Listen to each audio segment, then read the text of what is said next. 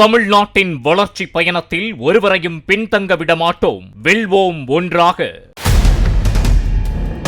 சென்னையை அடுத்துள்ள திருக்கழுக்குன்றம் மற்றும் சுற்றுவட்டார பகுதிகளில் சாலையில் நடந்து சென்ற பெண்களிடம் பைக்கில் சென்று செயின் பறிப்பில் ஈடுபட்டு வந்த நபர் கைது செய்யப்பட்டுள்ளார்.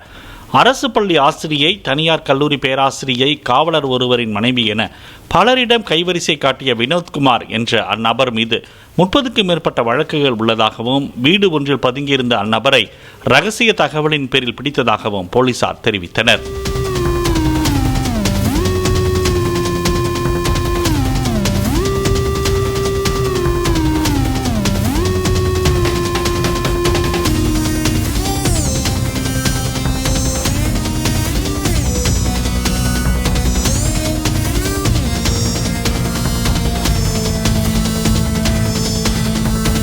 தமிழ்நாட்டின் வளர்ச்சி பயணத்தில் ஒருவரையும் பின்தங்க விடமாட்டோம். வெல்வோம் ஒன்றாக.